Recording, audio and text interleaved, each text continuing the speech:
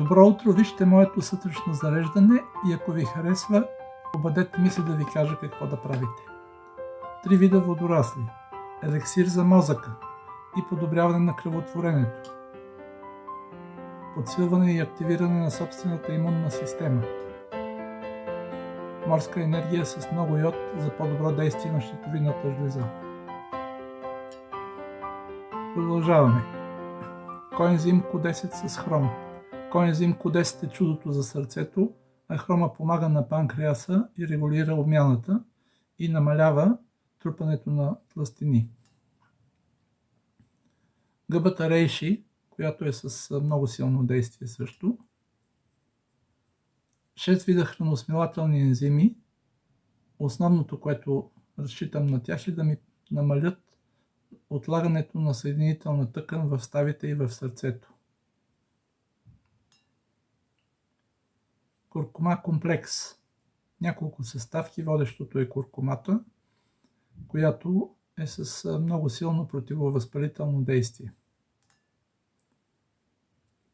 Препарат за подобряване състоянието на черния дроб. Вътре са много съставки. Основно действа изчистващо и подсилващо, така че да знаете, това е най-голямата лаборатория в човешкия организъм. За къде без коластрата? Нарича се тайната на дълголетието. 2 основни ползи. Пасивен имунитет, т.е. имунитет на готово, и растежни фактори за намаляване на остаряването и за по-добро регенериране на организма. Към това и малко бабини зъби, защото все пак съм над 60 и трябва да се грижа за нивото на тестостерона си. И сега един въпрос към вас, приятели. Какво мислите, че от тези неща ми е излишно? Защото аз мисля, че всичките неща са много полезни, не само за мене, за всеки един човек на моята възраст, а дори за всеки един млад човек. Пишете в коментарите дали вие нещо правите, за да си поддържате здравето. Вижте го колко е лесно. Ето ги. Слагам ги в шепата. 1, 2, 3.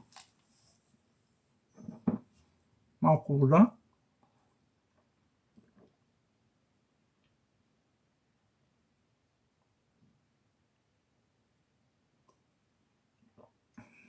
И от тук нататък съм готов за своето ежедневие. Повече информация в моето био.